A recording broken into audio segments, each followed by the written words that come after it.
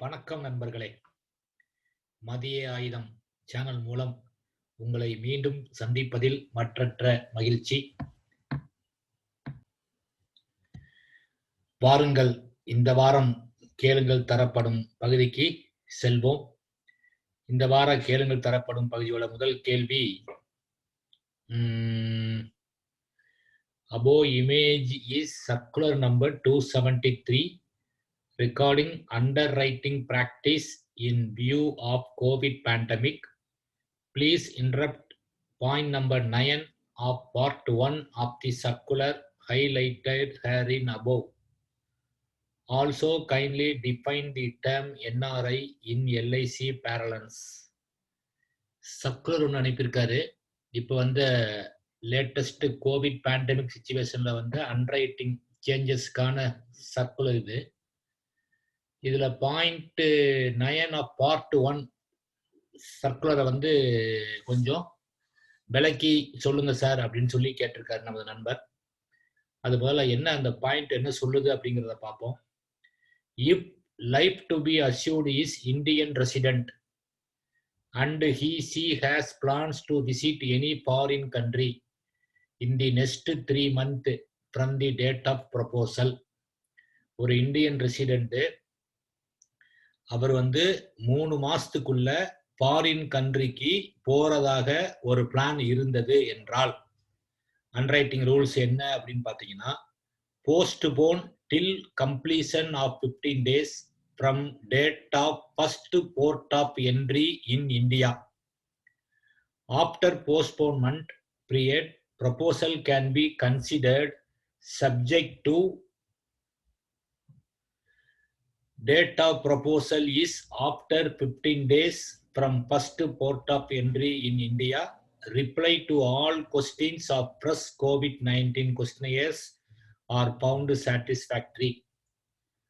அதாவது என்ன சொல்லுது இந்த சர்க்குலர் 9 என்ன சொல்லுது பார்ட் 1 பார்த்தீங்கன்னா, இந்தியன் ரெசிடென்ட் அவர் 3 மாசத்துக்குள்ள ஃபாரின் கண்ட்ரிக்கு போறதா பிளான் வச்சிருந்தார் என்றால், அந்த கோவிட் கொஸ்டினர்ல நீங்க அந்த மாதிரி கேள்விக்கு ஆமாம் அப்படின்னு போட்டீங்கன்னா என்ன பண்றாங்க அப்படின்னா, கம்ப்ளீஷனை போஸ்ட்போன் பண்றாங்க. எது வரைக்கும் அப்படின்னு பார்த்தீங்கன்னா, நீங்க ஃபாரின் கண்ட்ரி போயிட்டு இந்தியா வந்த பிறகு ஒரு 15 நாள் முடிந்த பிறகுதான் உங்க பாலிசி கம்ப்ளீட் ஆகும். Postpone till completion of 15 days from date of first port of entry in India. Port of என்ட்ரினா ஒன்றும் இல்லை, நீங்க ஃபாரின் கண்ட்ரி போயிட்டு ஏர்போர்ட்டுக்கு வாரீங்க, உங்களுக்கு சீல் குத்துவாங்க இல்லைங்களா, அரைவ்டு அப்படி சீல் குத்துவாங்க. ஃபாரின் கண்ட்ரில இருந்து வந்ததுக்கு இந்தியா அரைவ்டு அப்படின்னு சொல்லி அந்த சீல் பண்றது தான் போர்ட் ஆஃப் என்ட்ரி. இந்தியாவில் நீங்க வந்த நாள்ல இருந்து 15 நாள் கழித்து தான் அந்த பாலிசி ஆனது கம்ப்ளீஷன் செய்யப்படும். என்ன பண்ணணும், அதுக்கு ஒரு கண்டிஷன் என்னன்னா, சப்ஜெக்ட் டு ஒரு புது ப்ரொபோசல். நீங்க 15 டேஸ் இந்தியா 15 டேஸ் கழிச்சு ஒரு புது ப்ரொபோசல் கொடுக்கணும். அதே மாதிரி COVID-19 உள்ள ஃபார்ம் எல்லாமே ஃப்ரெஷ்ஷா நீங்க திருப்பியும் ஃபில் அப் பண்ணணும். இதுதான் 9 ஆஃப் பார்ட் 1 சர்க்குலர். இதுல என்ன நண்பருக்கு குழப்பம் அப்படிங்கிறது தெரியல. இதுதான் இந்த கேள்விக்கான பதில். அதாவது 3 மாசத்துக்குள்ள ஒரு இந்தியன் ரெசிடென்ட் ஃபாரின் கண்ட்ரி போறதா அவரு தெரிவித்திருந்தால் அந்த கோவிட் கொஸ்டினரி ஃபார்ம்ல அவருடைய ப்ரொபோசல் அவர் ஃபாரின் கண்ட்ரி போயிட்டு திருப்பி இந்தியா வந்த பிறகு ஒரு 15 நாள் கழித்து தான் அந்த பாலிசியானது கம்ப்ளீட் செய்யப்படும். நீங்க முதலையே கொடுத்துட்டு போயிருந்தால் கூட அது கம்ப்ளீஷன் ஆகாம போஸ்ட்போன்மெண்ட்ல இருக்கும். நீங்க ஒரு 15 நாள் கழித்து ஒரு பிரஸ் ப்ரொபோசலும் ஒரு பிரஸ் COVID-19 கொஸ்டினரியும் கொடுத்த பிறகுதான் அந்த பாலிசியானது கம்ப்ளீட் செய்யப்படும். அடுத்த கேள்வி, இந்த கேள்வியை வச்சே நான் இந்த சர்க்குலரை முழுமையா உள்ள எல்லா பாயிண்ட்டும் உங்களுக்கு சொல்லிடலான்னு பாக்குறேன். இது ஒரு வாய்ப்பா கருதி அதையும் நான் உங்களுக்கு சொல்லிடுறேன். இதோடைய சர்க்குலரோட முழு பிரீஃபிங் இதாங்க. இதுதான் இப்போ புதுசா circular revised underwriting guidelines for NRI. அதாவது NRIக்கு என்ன அண்டர்ரைட்டிங் ரூல்ஸ் கொடுத்துருக்காங்க அப்படின்னு பாத்தீங்கன்னா, NRIக்கும் சரி FNIO ஓசிஐ கார்டு ஹோல்டர் எல்லாத்துக்குமே என்ன ஒரு சேஞ்சஸ் வந்திருக்கு அப்படின்னு பார்த்தீங்கன்னா, சேவிங்ஸ் பிளான்னா தெரியும். Endowment plan, endowment, money back type plan, அதாவது டேர்ம் இன்சூரன்ஸும் ஆன்யூட்டி பிளானும் இல்லாத மற்ற பிளான்கள். 20 கண்ட்ரி சொல்றாங்க. சிங்கப்பூர் டு குவைத் வரைக்கும் இங்க கீழே கொடுத்துருக்காங்க பாருங்க. Singapore, Hong Kong, China, UAE, Oman, Qatar, Saudi Arabia, Sri Lanka, Maldive, New Zealand, Australia, Fiji, Brunei, Thailand, Taiwan, Vietnam, Mauritius, South Korea, Bahrain, Kuwait, இந்த மாதிரியான 20 கண்ட்ரிக்கு வந்து என்ன ரூல் அப்படின்னு பார்த்தீங்கன்னா, all plans allowed maximum sum assured வந்து 3 crore. Plan to travel within 1 month. அவங்க எல்லாம் இப்ப இந்தியால இருக்காங்க. ஆனா ஒரு மாசத்துக்குள்ள இந்த 20 கண்ட்ரிக்கு அவங்க விசிட் பண்ணுவாங்க அப்படின்னா என்ன கண்டிஷன் அப்படின்னு பார்த்தீங்கன்னா, postpone till 15 days from port of entry in that country. அவங்க அந்த நாட்டுக்கு போய் 15 நாள் கழித்து தான் அந்த பாலிசி ஆனது கம்ப்ளீட் செய்யப்படும். இதே வந்து plan to travel after 1 month கழிச்சு போறதா இருந்தது அப்படின்னா இப்பயே allowed with medical and video medical examiner report. எம்ஓபிங்கிறது பாத்தீங்கன்னா மெயில் ஆர்டர் பிசினஸும் allowed to NRI. Video MHR, video medical examiner report and BM's recommendation in letter ஃபார்மட்ல வேணும். இதுதான் என்ஆர்ஐ பொறுத்தவரை அவங்க இந்தியால இருக்காங்க. அவங்க இந்த நான் சொன்ன அந்த 20 ஃபாரின் கண்ட்ரிஸ்குள்ள வித்தின் 1 monthக்குள்ள அவங்க போற மாதிரி இருந்தது அப்படின்னா அவங்க அந்த நாட்டுக்கு போய் 15 நாள் கழித்து தான் இந்த பாலிசி கம்ப்ளீட் செய்யப்படும். ஆனா அவங்க இந்தியால இருக்கும் போதே மற்ற ஃபார்மாலிட்டி எல்லாம் முடிச்சுக்கணும். மெடிக்கல் வேலை மற்ற வேலை எல்லாம் முடிச்சு வச்சுக்கணும். முடித்து வைத்த பிறகு அங்க போய் ஒரு 15 days கழித்து வந்து அவங்களுக்கு கம்ப்ளீஷன் செய்யலாம். இதே ஒரு மாசத்துக்கு அப்புறம் போற மாதிரி இருந்ததுன்னா இப்பயே மெடிக்கலோட நம்ம கம்ப்ளீட் பண்ணிக்கலாம். மெயில் ஆர்டர் பிசினஸ் கூட அலௌடு அந்த கண்ட்ரில இருந்தாங்க அப்படின்னா மெயில் ஆர்டர் பிசினஸ் கூட வீடியோ எம்ஹெச்ஆர், வீடியோ மெடிக்கல் மூலமா எடுத்துக்கலாம். இன்னொன்னு என்ஆர்ஐல வந்து குரூப் 5 கண்ட்ரில இருந்தாங்க அப்படின்னா all plans allowed maximum 2 crore. இந்த 20 கண்ட்ரிக்கு 3 கோடி கொடுக்கலாங்க. இந்த குரூப் 5 கண்ட்ரிக்கு போற மாதிரி இருந்ததுன்னா 2 கோடி தான் கொடுக்க முடியும் மேக்சிமம். இதுல வந்து பாத்தீங்கன்னா plan to travel within 3 months, 3 மாசத்துக்குள்ள அவர் டிராவல் பண்ணுவாங்க அப்படின்னு இருந்தது அப்படின்னா postpone till 15 days from port of entry in that country. அவங்க அந்த கண்ட்ரிக்கு போய் 15 நாள் கழிச்சு தான் பாலிசி கம்ப்ளீட் பண்ண முடியும். அந்த 20 கண்ட்ரிஸை பொறுத்தவரை வித்தின் எ மந்த் அப்படின்னாலே அந்த ரூலு. இந்த கண்ட்ரி குரூப் 5 கண்ட்ரிக்கு வந்து பாத்தீங்கன்னா வித்தின் 3 months. இதே plan to travel after 3 months இருந்தா allowed as per plan condition and residence guidelines under medical only. 3 மாசத்துக்கு அப்புறம் தான் போவாரு அப்படின்னா அந்த கண்டிஷனை பொறுத்து நம்ம கொடுத்துக்கிறோம். ஒன்லி மெடிக்கல் தான் கொடுக்க முடியும், நான் மெடிக்கல் கொடுக்க முடியாது. Mail order business allowed, video medical, video MHR, video medical examiner report and PM சட்டம் லெட்டர் ஃபார்மட் வழக்கம் போல எல்லாம் வேண்டும். ரெசிடென்ஸ் குரூப் 1 and 4 5 கண்ட்ரிக்கு இந்த ரூலு. மற்ற கண்ட்ரிக்கு என்னன்னா 1 to 4 போனாங்க அப்படின்னா பிளான் டு டிராவல் வித்தின் 3 monthக்குள்ள போற மாதிரி இருந்ததுன்னா post phone till COVID-19 pandemic is over. அந்த கண்ட்ரிக்கு போறவங்களுக்கு 3 மாசத்துக்குள்ள போறதா இருந்தது அப்படின்னா அவங்களுக்கு கோவிட் பேண்டமிக் முடிந்த பிறகுதான் பாலிசி கொடுக்க முடியும். Plan to travel after 3 months இருந்தா allowed as per condition plan conditions and residence guidelines under medical only. இதே 3 மாசத்துக்கு அப்புறம் அந்த கண்ட்ரிக்கு போற மாதிரி இருந்தா அவங்களுக்கு மெடிக்கலோட கம்ப்ளீட் பண்ணிக்கலாம். மெயில் ஆர்டர் பிசினஸ் வந்து நாட் அலௌடு. இதான் என்ஆர்ஐக்கும் எஃப்என்ஐக்கும் உள்ள இப்போ வந்து சேஞ்சஸ். இதே பியூர் டேம் பிளானா இருந்தா குரூப் 5 ரெசிடென்ஸுக்கு பாத்தீங்கன்னா plan to visit within 3 months இருந்தா postpone till COVID-19 pandemic is over. Term plan போடுற மாதிரி இருந்ததுன்னா குரூப் 5 கண்ட்ரிக்கு போறவங்களுக்கு 3 மாசத்துக்குள்ள போவாங்க அப்படின்னா பேண்டமிக் முடிகிற வரைக்கும் அவங்களுக்கு கொடுக்க முடியாது. இதே ஆஃப்டர் 3 months இருந்ததுன்னா மெடிக்கல் பண்ணி அலோவ் பண்ணிக்கலாம். ரெசிடென்சியல் குரூப் 1 to 4க்கு வந்து டேர்ம் பிளான் நாட் அலௌடு. இதை தெளிவா வச்சுக்கோங்க. 20 கண்ட்ரீஸ்ல போனா 1 மந்த், ஆஃப்டர் 1 மந்த். 5 கண்ட்ரிக்கு போனா மேக்சிமம் 2 crore, அந்த 20 கண்ட்ரிஸ்குள்ள போனா maximum 3 crore. Mail order business allowed. Group 5க்கும் mail order business allowed. 1 to 4க்கு வந்து 3 மாசத்துக்குள்ள போற மாதிரி இருந்தா கோவிட் பிரச்சனை முடிகிற வரைக்கும் அவங்களுக்கு பாலிசி கொடுக்க முடியாது. 3 மாசத்துக்கு அப்புறம் போறா இருந்தா மெடிக்கல் பண்ணி கொடுத்துக்கலாம். Mail order business not allowed, term plan not allowed.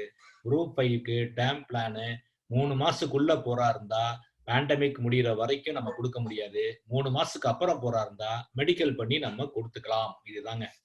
அடுத்து பாத்தீங்கன்னா revised underwriting guidelines for others due to pandemic. அப்ப என்ஆர்ஐ இல்லாம மற்ற ரெசிடென்ஸ் இந்தியனுக்கு என்ன அப்படின்னு பாத்தீங்கன்னா சேவிங்ஸ் பிளான். இந்த கேள்விதான் நண்பர் கேட்டிருந்தாரு. Plans to visit foreign country within 3 months postpone till completion of 15 days from the first port of entry to India. Satisfactory answer to COVID questionnaire after postponed period. இதுதான் அந்த கேள்வி முதலே பார்த்தோம். அவங்க இந்தியன் ரெசிடென்ட் வந்து 3 மாசத்துக்குள்ள அந்த கண்ட்ரி ஃபாரின் கண்ட்ரிக்கு போற மாதிரி இருந்தா அந்த போயிட்டு திருப்பி இந்தியாவுக்கு வந்து 15 நாள் கழிச்சு தான் பாலிசி கொடுக்க முடியும். இதை நம்ம முதலேயே பார்த்தோம் இந்த கேள்விக்கான பதில. பியூர் டேர்ம் பிளானா இருந்தா என்ன கண்டிஷன் அப்படின்னு பாத்தீங்கன்னா plan to visit foreign country within 3 months இருந்தா postpone till completion of 15 days from the first port of entry to India. Satisfactory answer to COVID questionnaire after postponed period. இதே வந்து term plan வந்து பாத்தீங்கன்னா within 3 months இருந்தது அப்படின்னா அதே condition தான். இந்தியாவுக்கு வந்து 15 days கழிச்சு தான் பாலிசி கொடுக்க முடியும். அப்ப எந்த பிளான் சரி, சேவிங்ஸ் பிளானா இருந்தாலும் சரி, டேர்ம் பிளானா இருந்தாலும் சரி, வித்தின் 3 monthக்குள்ள அவங்க ஃபாரின் கண்ட்ரி போறதா இருந்தது அப்படின்னா அவங்க ஃபாரின் கண்ட்ரி போயிட்டு திரும்பி இந்தியா வந்து 15 நாள் கழித்து தான் நம்ம கம்ப்ளீட் பண்ண முடியும். அப்ப ஒரு பிரஸ் ப்ரொபோசலும் அந்த பிரஸ் COVID-19 கொஸ்டினரையும் கொடுக்கணும். அடுத்த கேள்வியை பார்க்கலாம். அடுத்த ஒரு கேள்வி கேட்டார் இல்லையா, என்ஆர்ஐனா என்னன்னு சொல்லுங்கன்னாரு. டெஃபினிஷன் ஆஃப் என்ஆர்ஐ அதையும் பார்த்துருவோம். Definition of NRI for the purpose of insurance. Insurance பர்பஸ்ல என்ஆர்ஐன்னு என்ன சொல்றாங்க அப்படின்னு பாத்தீங்கன்னா தற்காலிகமாக வேலை நிமித்தமோ அல்லது படிப்பதற்காகவோ வெளிநாட்டில் வசிக்கும் இந்திய பிரஜை. ஒரு இந்தியன் ரெசிடென்ட் டெம்பரவரியா போய் ஃபாரின் கண்ட்ரில வசிக்கிறாரு. வேலை செய்வதற்காக வசிக்கலாம் அல்லது படிப்பதற்காக வசிக்கலாம். அடுத்து அவருக்கு என்ன இருக்கணும் அப்படின்னா இந்திய அரசால் அளிக்கப்பட்ட நடப்பில் உள்ள பாஸ்போர்ட் இருக்கணுங்க. அப்ரூவ்டு பாஸ்போர்ட், அதாவது வேலிடு பாஸ்போர்ட் வந்து கவர்மெண்ட் ஆஃப் இந்தியாவால் இஷ்யூ பண்ணக்கூடிய ஒரு பாஸ்போர்ட் வந்து அவர்கிட்ட இருக்கணும். அடுத்து கிரீன் கார்டு வைத்திருக்கவோ அல்லது விண்ணப்பித்தோ அல்லது வருங்காலத்தில் விண்ணப்பிப்பவராகவோ இருக்கக்கூடாது. கிரீன் கார்டு அவர்கிட்ட இருக்கக்கூடாது, அப்ளை பண்ணியிருக்கவும் கூடாது, நியர் ஃபியூச்சர்ல அவர் அப்ளை பண்ணவராகவும் இருக்கக்கூடாது. Foreign nation of Indian origin are not to be treated as NRI. FNIO என்று சொல்லப்படக்கூடிய ஃபாரின் நேஷனுக்கு அவங்க இந்தியன் ஆர்ஜினா இருந்தாலும் அவங்க வந்து அந்த வெளிநாட்டு பிரஜை ஆயிருப்பாங்க. அதனால அவங்க என்ஆர்ஐயாக கருதப்பட மாட்டாங்க. அப்ப என்ஆர்ஐனா இன்சூரன்ஸ் பர்பஸுக்கு என்ன அப்படின்னா ஒரு இந்திய பிரஜை டெம்பரவரியா ஃபாரின் கண்ட்ரில இருக்கிறவரா இருக்கணும். அவருக்கு இந்திய அரசால் வெளியிடப்பட்ட பாஸ்போர்ட் இருக்கணும். அவர் கிரீன் கார்டு ஹோல்டரா இருக்கக்கூடாது. கிரீன் கார்டுக்கு அப்ளை பண்ணவராகவும் இருக்கக்கூடாது. நியர் ஃபியூச்சர்ல அப்ளை பண்ணவராகவும் இருக்கக்கூடாது. இவர் தான் என்ஆர்ஐ என்று சொல்லப்படக்கூடியவர். அடுத்த கேள்வி பார்க்கலாமா நண்பர்களே? அடுத்த கேள்வி, வாய்ப்பாளர் பாலிசி எடுக்கலாம் என்ற முடிவுக்கு வருவதற்கு மிக முக்கிய காரணமாக இருப்பது எது? முகவர் கூறும் திட்டமா அல்லது பாலிசி எடுப்பதன் மூலம் வாய்ப்பாளருக்கு கிடைக்கும் பயனா அல்லது முகவர் வந்து பாலிசி கேட்கிறார்கள் என்பதாலா? என்னங்க ஒரு பட்டிமன்ற மாதிரி கேள்வி கேட்டிருக்கீங்க. வாய்ப்பாளர் பாலிசி எடுக்கலாம் அப்படிங்கிறதுக்கு எப்படி முடிவுக்கு வராரு?